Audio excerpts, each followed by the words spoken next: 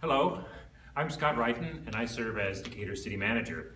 And I'm grateful for these weekly opportunities to speak to Decatur citizens about what's going on in town, share the latest COVID data and recent happenings and policies and initiatives of the City of Decatur. So thanks for watching. This time I'm going to start with some non-COVID news.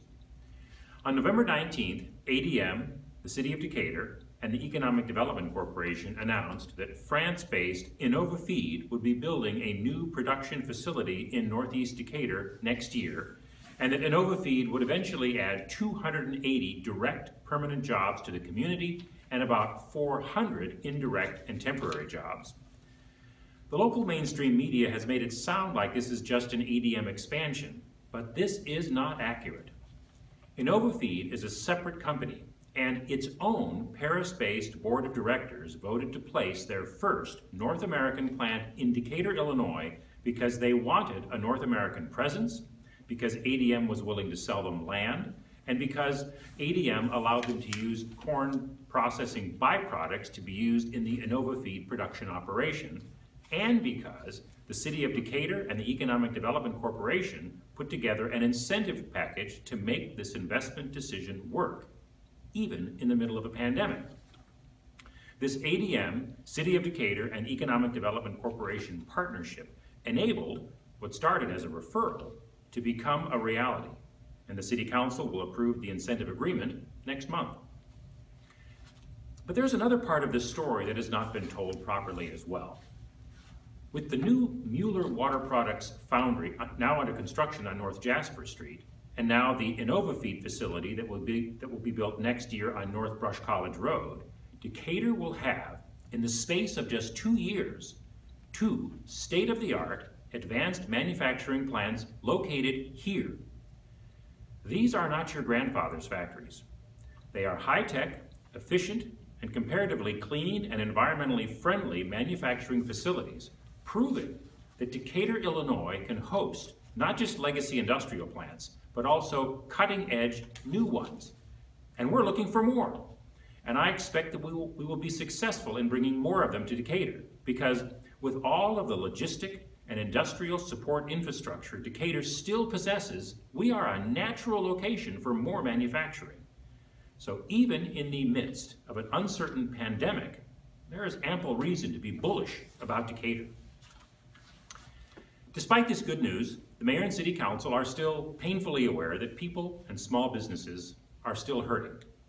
Last month, the City Council allocated more than $500,000 to provide rent and utility assistance to persons directly impacted by COVID's economic dislocations, and partnered with Dove, a local social service agency, to distribute the funds. Next month, the City Council is scheduled to take action on agreements that will enable the city and the Community Investment Corporation of Decatur to begin serving as a local conduit for technical and financial assistance to small businesses that have strained under the economic pressures of COVID. Now, I regret that it still takes far too long to turn these monies around so that they can be used where they are needed most, due mostly to state and federal regulations. But we are trying to cut through these barriers just as fast as we possibly can. And some of the financial relief programs still exist that provide direct relief to small businesses from the state of Illinois.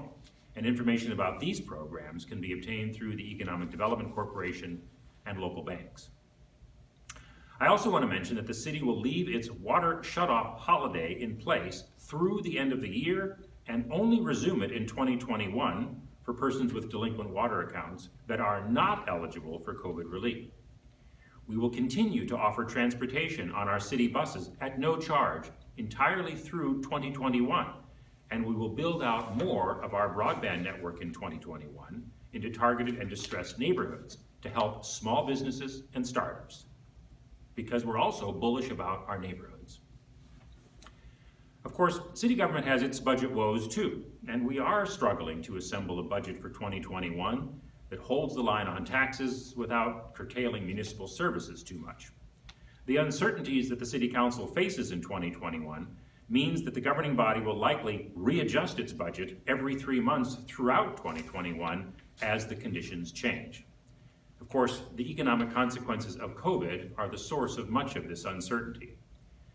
Now, finances are not the only thing that keeps changing. COVID itself is a moving target. In fact, it seems increasingly clear that we're all in the midst of a kind of large experiment. Should we all stay isolated while we wait for the deployment of an effective COVID vaccine? Having first said quarantines should be for 14 days, now the CDC seems to be saying that maybe it only needs to be 7 to 10 days. If you're tested positive, then you're probably positive. But if you tested negative, you might be positive anyway, or not. So quarantine anyway, for another 14 days. Unless you're an essential first responder, then you can go back to work after your negative test. If someone's COVID exposure is 3 or 4 times removed, what then? Or should we just mix it up and see if herd immunity works, hopefully without too many deaths? Are the effects of social isolation and economic damage too great? And does the potential social and economic damage from lockdown make the argument that we should be willing to accept more risks? Don't misunderstand me. I'm not making light of this changing situation. The seriousness is very real. 111 Macon County residents have died from COVID since March 1. I only want to emphasize that, in fact, the situation keeps changing, and we have to change with it. For many of us, this is unsettling. Each week of the pandemic brings different theories. The science of COVID is not fixed, and it keeps changing. There is much we do not know.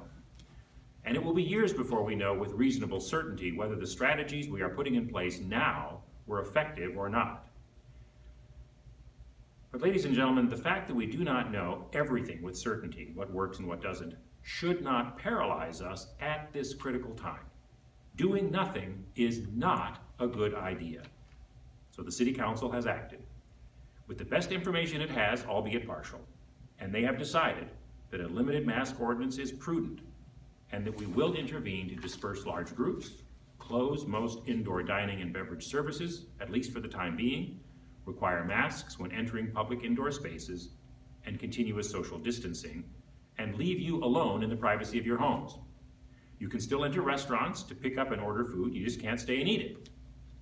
And we hope you will patronize our local food service establishments at this critical time. They need you. Are all of these strategies perfect? No.